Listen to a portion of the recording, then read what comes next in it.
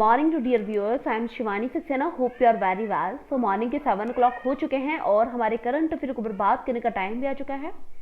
सो हम लोग यहाँ पे बात करेंगे संडे की न्यूज़ के बारे में। जो संडे को पूरे दिन में जो भी हुआ, पूरे देश में हमारे जो भी हो रहा है, उसमें से जो भी इंपॉर्टेंट न्यूज़ है जो आपके एग्जाम के पॉइंट ऑफ व्यू से काफ़ी इंपॉर्टेंट है, उस न्यूज़ के बारे में यहाँ पे बात करने वाली हूँ। आज है 24 जैन, ठीक है। तो आप नोटबुक पे डाल लेना ऊपर 24 जैन और नेक्स्ट से आप न्यूज़ के बारे में लिखना शुरू कर देना, जो न्यूज़ मैं आपको बताने वाली हूँ। लेकिन आपको सारा नहीं नोट करना है, 1-2 लाइन में नोट करना है, ठीक है, अकॉर्डिंग टू योर वर्ड्स, कि जो आपको समझ आ जाए। चलिए जान लेते हैं हम लोग न्यूज़ के बारे में। पीएम मोदी ने इंडिया गेट पर सुभाष चंद्र बोस की होलोग्राम प्रतिमा का किया अनावरण। देखिए, जो पीएम मोदी जी हैं, उन्होंने इंडिया गेट पर सुभाष चंद्र बोस की होलोग्राम प्रतिमा का अनावरण किया है। सो ये न्यूज़ आपको बताती है, अगर हम इसे डिटेल्स में जानने की कोशिश करेंगे सो हमें पता चलेगा कि प्रधानमंत्री नरेंद्र मोदी जी ने नेताजी सुभाष चंद्र बोस की जयंती पर रविवार को इंडिया गेट पर उनकी होलोग्राम प्रतिमा का अनावरण किया, जिसकी जगह बाद में ग्रीन नाइट प्रतिमा लगी। इंडिया गेट पर एक 90% पारदर्शी होलोग्राफिक स्क्रीन लगाई गई है, जिस पर होलोग्राम इफेक्ट क्रिकेट के लिए करने के लिए 30,000 लुमेंस और 4K प्रोजेक्टर से नेताजी की 3D तस्वीर प्रदर्शित की जाएगी।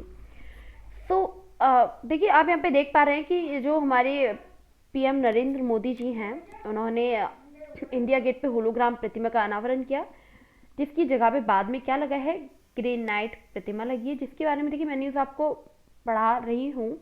मैंने आपको बताया था, कल परसों मैंने इसके बारे में न्यूज़ बताई थी, ज्योति मैम ने बताई थी। सो आप इसको नोट करते चलना, क्योंकि ये उसकी नेक्स्ट अपडेट आ रही है जो मैं तक लेके आ रही हूँ, ठीक है। तो आप इसको देख लेना। चलिए हम लोग जानते हैं नेक्स्ट न्यूज़ के बारे में। नेक्स्ट न्यूज़ हमें बताती है कि पीएम मोदी जी ने इंडिया गेट पे प्रदान किए गए सुभाष चंद्र बोस आपदा प्रबंधन पुरस्कार। सो जो मोदी जी हैं, पीएम नरेंद्र मोदी जी ने रविवार को इंडिया गेट पर वर्ष 2019, 2020, 2021 और 2022 के लिए सुभाष चंद्र बोस आपदा प्रबंधन पुरस्कार प्रदान किए। 19 के लिए, मतलब 2019 के लिए 8वीं बटालियन के लिए उनको अवार्ड दिया गया है। आपको पता है कि जो 2020 का जो अवार्ड है वो किसको मिला है। देखिए, 2020 के लिए एम सिंह एवं DMMC उत्तराखंड, 2021 के लिए राजेंद्र भंडारी और 2022 के लिए प्रोफेसर विनोद शर्मा गुजरात आपदा प्रबंधन संस्थान को मिला। सो आपको ये न्यूज़ यहाँ पे ये बताती है कि जो 2019 का अवार्ड है वो किसको मिला है, पुरस्कार किसको मिला है, 2020 का पुरस्कार किसको मिला है, 2021 का किसको मिला है और 2022 का किसको मिला है, ठीक है। तो आप इसको नाम को आपको याद रखना है कि किसको कौन सा पुरस्कार दिया गया है नरेंद्र मोदी जी द्वारा, ठीक है। तो आप इसको याद रख लेना, काफ़ी इंपॉर्टेंट न्यूज़ है। चलिए साथ ही हम जान लेते हैं थर्ड न्यूज़ के बारे में, जो हमें बताती है कि ICC द्वारा घोषित वार्षिक क्रिकेट पुरस्कार में किन क्रिकेटरों ने कौन सा अवार्ड जीता है। सो आपको बताया जाए कि देखिए, यहाँ आपको बताया गया है कि ICC ने 2021 के लिए वार्षिक ICC पुरस्कार की कुछ विजेताओं की घोषणा की है। कुछ विजेताएं कौन हो सकते हैं, देखिए यहाँ पे मैं आपको बताती हूँ कि मोहम्मद रिजवान जो पाकिस्तान से हैं, men's T21 cricketer of the year चुने गए हैं, जबकि टैमी वेमॉन्ट इंग्लैंड से हैं, ये एक वुमेन है जो T20 क्रिकेटर ऑफ द चुनी गई हैं। जिशान मकसूद ओमान से men's associate cricket of the year बनी, जबकि एडिया झैपड़ा जो बनी है वो ऑस्ट्रेलिया से हैं, वुमेन, वो associate cricketer of the year चुनी गई हैं। देखिए, ये न्यूज़ आपको यहाँ पे ये बताती है कि आप यहाँ पे देख पा रहे हैं, जस्ट मिनट, देखिए ICC 2021 के वार्षिक जो अवार्ड जीते गए हैं उसमें आप मोहम्मद रिजवान जी का फर्स्ट नेम है, मोहम्मद रिजवान जो पाकिस्तान से बिलोंग करते हैं, ये क्रिकेट ऑफ द ईयर चुने गए हैं। और जो हमारी सेकंड है वो वेमॉन्ट जो इंग्लैंड से है, ये वुमेन है जो चुनी गई है। अब जो हमारा जीशान है, ये कहाँ से है, ये ओमान से है। और जो झेपड़ा है, ये ऑस्ट्रेलिया वुमेन है जो associate cricketer of the year चुनी गई हैं। ये न्यूज़ यहाँ पे आपको बताई गई है जो काफ़ी इंपॉर्टेंट है, आप इसको याद रखिएगा, आप चाहें तो इसको नोट भी कर सकते हैं। देखिए अब जो नेक्स्ट न्यूज़ आती है कि जो पराक्रम दिवस है वो क्या है। पराक्रम दिवस से आपको याद आया होगा, मैंने आपको पढ़ाया था पराक्रम दिवस के बारे में। सरकार ने पिछले साल क्या किया था कि नेताजी सुभाष चंद्र बोस की जयंती के अवसर पर ऐलान किया था कि हर साल 23 जनवरी को पराक्रम दिवस के रूप में मनाया जाएगा। बोस का जन्म 23 जनवरी 1897 मतलब 1897 को हुआ था और पराक्रम दिवस देश की आज़ादी की लड़ाई में उनके योगदान की याद में मनाया जाता है। अगर अब आपसे कोई भी क्वेश्चन पुटअप करता है कि पराक्रम दिवस होता क्या है, तो आप इजीली आंसर दे सकते हैं कि नरेंद्र मोदी जी ने सुभाष चंद्र बोस की जयंती के अवसर पर इसका ऐलान किया था। हर साल ये 23 जनवरी को मनाया जाता है, पराक्रम दिवस के रूप में मनाया जाता है। 23 जनवरी क्यों, 23 जनवरी को किसका जन्म हुआ था? 23 जनवरी को सुभाष चंद्र बोस जी का जन्म हुआ था। और 23 जनवरी कब हुआ था? 1897 में हुआ था, मतलब 1897 में इनका जन्म हुआ था। और ये पराक्रम दिवस क्या याद दिलाता है? ये हमारे देश की आज़ादी के लिए जो लड़ाई लड़ी गई थी उसके योगदान में ये हमें याद दिलाता है। तो आप इस तरीके से इसको डिफाइन कर सकते हैं। तो ये काफ़ी इंपॉर्टेंट था आपके लिए जानना, जो मैं आपको बता चुकी हूँ, और मैं आशा करती हूँ कि आप लोगों को समझ भी आ गया होगा। देखिए नेक्स्ट न्यूज़ हमें क्या बताती है। देखिए ये यहाँ पे आपसे पूछा गया है कि बताया गया है आपको कि ब्रीटिंग रिट्रीट सेरेमनी से महात्मा गांधी के पसंदीदा गीत की धुन को हटाया गया। देखिए इस न्यूज़ का अगर डिटेल्स में हम लोग जानने की कोशिश करें तो ये पहले मैं इसको पढ़ लेती हूँ कि इस बार 19 जनवरी को ब्रीटिंग रिट्रीट सेरेमनी में महात्मा गांधी के पसंदीदा गीत अवॉइडेड विद मी, इसमें क्या बोला गया है कि जो महात्मा गांधी जी हैं तो उन्होंने किस तरीके से उनका जो पसंदीदा गीत है वो हटाया गया कि उनके द्वारा हेनरी फ्रांसिस लाइट द्वारा लिखित की धुन नहीं बजाई जाएगी और इसकी जगह कवि प्रदीप द्वारा लिखित ए मेरे वतन के लोगों की धुन बजेगी। अवॉइडेड को 2020 में हटाया गया था, लेकिन विरोध के बाद 2021 में शामिल कर लिया गया था। इसका विरोध हुआ था। देखिए ये क्या हुआ था कि 2020 में इसको हटा दिया गया था, लेकिन तब विरोध हुआ इसको लेके, तो 2021 में इसको शामिल कर लिया गया था। अगर आप लोगों ने 2020 में इसके बारे में पढ़ा हो तो आप लोगों को बहुत अच्छे से पता होगा। इसमें हुआ क्या था कि जो महात्मा गांधी जी की जो पसंदीदा गीत है उसकी धुन को हटा दिया गया था और जो कवि प्रदीप द्वारा लिखित है मेरे वतन के लोगों की धुन बजेगी, ये बोला गया था उस टाइम पे। लेकिन इसको जो अवॉइड हैं तो उसको 2020 में भी हटाया गया था, लेकिन 2021 में इसको शामिल कर लिया गया था। तो ये बात आपको ध्यान रख लेनी है यहाँ पे। चलिए हम लोग जान लेते हैं नेक्स्ट न्यूज़ के बारे में।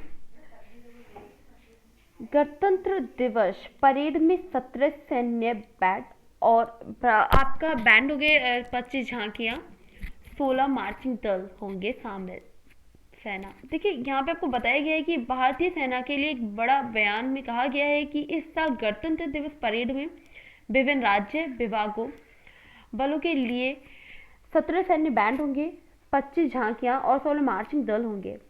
बयान के अनुसार सेना के 6 मार्चिंग दस्ते में Rajpur regiment, Assam regiment, Jammu Kashmir light infantry, Sikh light infantry, army ordinance regiment, parachute regiment शामिल हैं। तो ये यहाँ पे आपको बताया गया है कि गणतंत्र दिवस की जो परेड है उसमें क्या क्या शामिल होने वाला है, शामिल क्या क्या होगा। तो आप यहाँ पे ध्यान रखेंगे कि 25 सैन्य बैंड है, 25 झांकियाँ हैं, 16 मार्चिंग दल है। साथ ही आप यहाँ पे राजपुर रेजिमेंट, असम रेजिमेंट, तो आप इस तरीके से इसको याद रखेंगे न्यूज़ को, आप चाहें तो इसको नोट भी कर सकते हैं। ठीक है, तो यहाँ पे आपको डिटेल्स में बता दिया गया है। चलिए हम लोग जान लेते हैं नेक्स्ट न्यूज़ के बारे में। हाँ, राज बाबा ने बताया कि अंडर 19 विश्व कप इतिहास में किसी भारतीय का सर्वाधिक स्कोर रहा। देखिए ऑलराउंडर राज बाबा के अंडर ने 19 विश्व कप इतिहास में किसी भी भारतीय द्वारा एक मैच में सर्वाधिक रन बनाने का रिकॉर्ड तोड़ दिया है। 19 वर्षीय ने शनिवार को अंडर 19 विश्व कप में युगांडा के खिलाफ 108 गेंद पे 162 रन बनाए और पिछला रिकॉर्ड शिखर धवन के नाम था।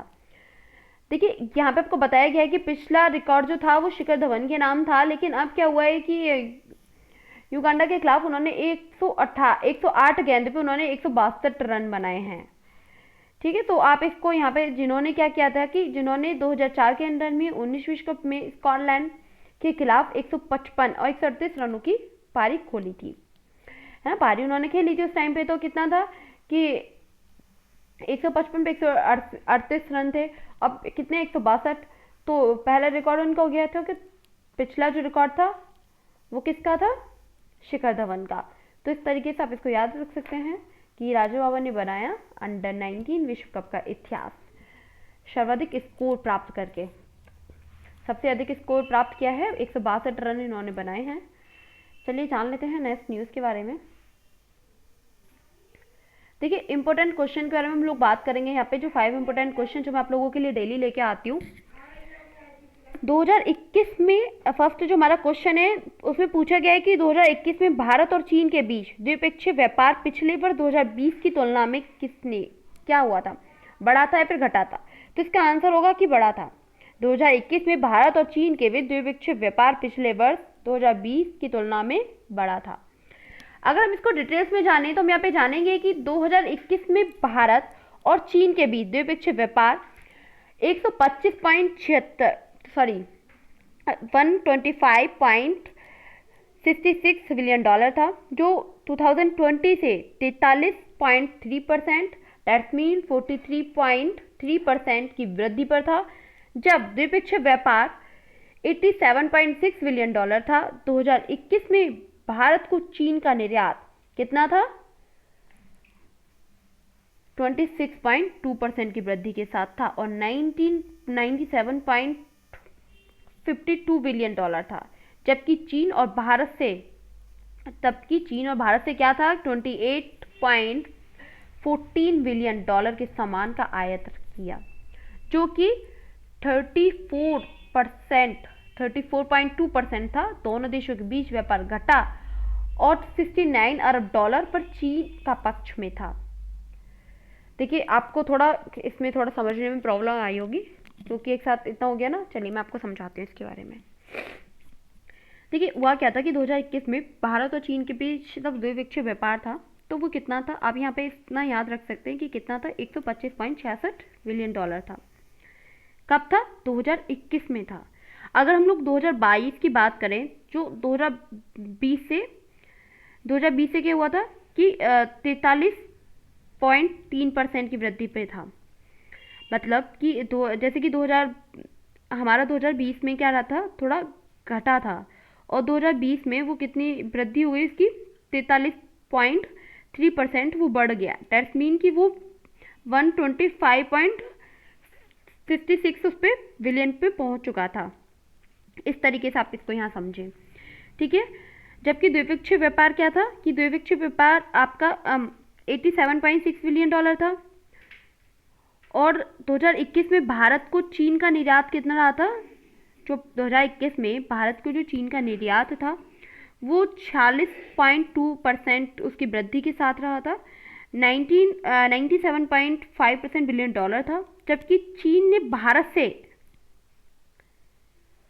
देखिए यहाँ तो ये हो गया कि भारत को चीन ने निर्यात कितना किया था। अब बात आ रही है यहाँ पे कि चीन ने भारत से आयात कितना हुआ था, कि कितने डॉलर का हुआ था, 28.14 बिलियन डॉलर का सामान आयात किया गया था, और जो कि 34.2% था। ठीक है, दोनों देशों के बीच जो व्यापार था वो चीन के पक्ष में कितना था, 69 अरब डॉलर था। ठीक है, तो इस तरीके से आप इसे समझने की कोशिश कर सकते हैं। अगर अब भी कोई प्रॉब्लम आ रही हो तो आप उसे कमेंट बॉक्स में कमेंट कर देना। ठीक है, वैसे काफ़ी इंपॉर्टेंट है तो आप इसको समझ लेना, कोशिश करना। वीडियो को बिना स्किप किए देखते हैं तो ज़रूर समझ आ जाएगा। चलिए जान लेते हैं हम इसके सेकंड क्वेश्चन को कि रोजगार मिशन किस राज्य की हालिया पहल है। सो इसका आंसर होगा छत्तीसगढ़। ठीक है, छत्तीसगढ़ इसका आंसर। इसको जान लेते हैं डिटेल्स में कि छत्तीसगढ़ सरकार ने मुख्यमंत्री भूपेश बघेल की अध्यक्षता में एक रोजगार मिशन स्थापित करने का निर्णय लिया है।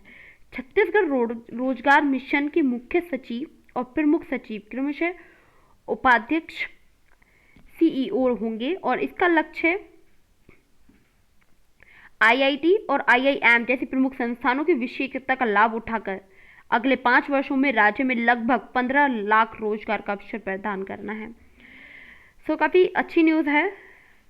देखिए आप यहाँ देख पा रहे हैं कि हुआ क्या है कि जो छत्तीसगढ़ के जो मुख्यमंत्री जी हैं वो एक रोजगार मिशन उन्होंने स्थापित करने का निर्णय लिया है, जिसमें कि उनका जो लक्ष्य है, उनका लक्ष्य ये रहेगा कि जो आईआईटी है और जो आईआईएम की जो संस्थान होती हैं तो उसका लाभ उठा के अगले 5 वर्षों में छत्तीसगढ़ में लगभग आपका अप्रॉक्स 15 लाख के अप्रॉक्स रोजगार के जो अवसर हैं वो प्रदान किए जाएंगे।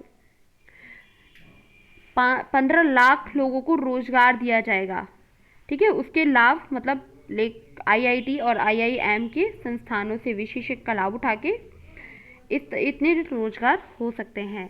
ठीक है, इतने लोगों को रोजगार मिल सकता है। तो काफ़ी अच्छी न्यूज़ है। अगर सपोर्ट रहा और अगर जो भी नेक्स्ट अपडेट होगी वो तो मैं अब तक ले ही आऊँगी, लेकिन काफ़ी अच्छी न्यूज़ है, आप इसको नोट कर लेना। चलिए जान लेते हैं आगे। पता है आपको, हाँ सॉरी, मैं आपको बता देती हूँ सेकंड क्वेश्चन के बारे में। आपको नोट करने का फ़ायदा क्या रहेगा, वैसे तो आप भूल जाएंगे, रिमाइंड ही नहीं हो पाता है ना थोड़ा, तो इसीलिए आप इसको नोट कर लेंगे, कॉपी खोल के देखेंगे तो आपको पता चलेगा कि हाँ सरकार ने तो ये बोला था और इसके ऊपर वर्क किया नहीं जा रहा है, तो आप इसके ऊपर सर्च करेंगे। ठीक है, तो इस तरीके से आपको थोड़ा रिकॉल होता रहेगा।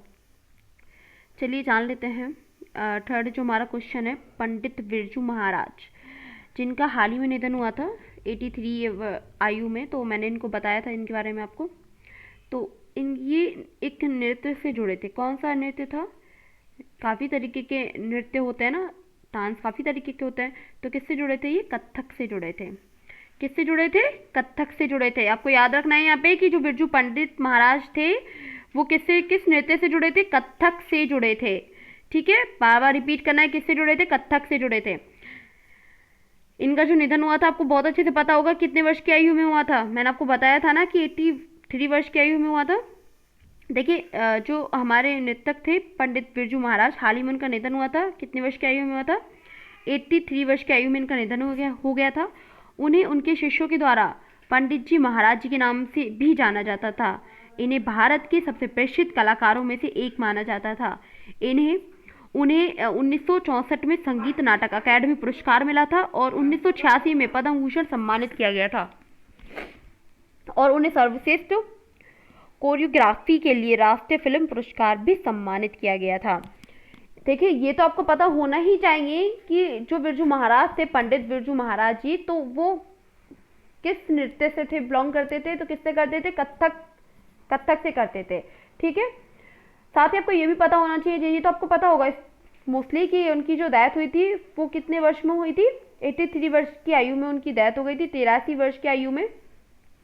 साथ ही आपको ये पता होना चाहिए कि 1964 में उन्हें संगीत नाटक अकादमी से उन्हें पुरस्कार दिया गया था। 1986 में पद्म भूषण से उन्हें सम्मानित किया गया था।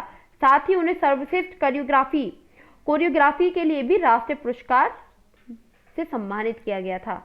ये कुछ इंपॉर्टेंट फैक्ट हैं जो आप लोगों को पता रहने चाहिए, तो आप इसे नोट भी कर लेना। ठीक है, चलिए चलते हैं नेक्स्ट क्वेश्चन पे। 4 क्वेश्चन, इलेक्ट्रॉनिक वाहन ईवी के लिए चार्जिंग इंफ्रास्ट्रक्चर के मानकों के अनुसार सार्वजनिक चार्जिंग स्टेशन कौन स्थापित कर सकता है। कौन स्थापित कर सकता है बताइए, इसका स्थापित कर सकता है व्यक्ति। चलिए कैसे जान लेते हैं इसको डिटेल्स में, कि केंद्रीय विद्युत मंत्रालय ने इलेक्ट्रॉनिक वाहनों ईवी के लिए चार्जिंग इंफ्रास्ट्रक्चर के लिए संशोधित दार्शनिक के लिए मानक जारी किए।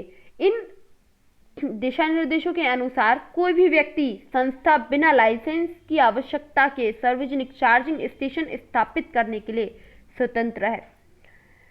वर्षस्त्र की शर्तें ये है कि ऐसे स्टेशन तकनीकी सुरक्षा मानकों के प्रोटोकॉल को पूरा करते हो। देखिए शर्त यहाँ पे ये है कि वो प्रोटोकॉल को पूरा करते हो। ठीक है, बाकी का कोई भी व्यक्ति इसे कर सकता है। तो ये यहाँ पे याद रख लेना है आपको कि जो सार्वजनिक चार्जिंग स्टेशन है वो स्थापित व्यक्ति कर सकता है, कोई भी व्यक्ति इसके लिए स्वतंत्र है। बस शर्त इसकी यही है कि ऐसे स्टेशन जो हो वो तकनीकी सुरक्षा मानकों और प्रोटोकॉल को पूरा करते हों। चलिए हमारा जो लास्ट है उसके बारे में जान लेते हैं हम लोग कि कोविड-19 टीकाकरण पे भारत के स्मारक डाक टिकट में किस टीके को दर्शाया गया है। किसको दर्शाया गया है? कोवैक्सीन को। तो इसका आंसर होगा कोवैक्सीन। ठीक है,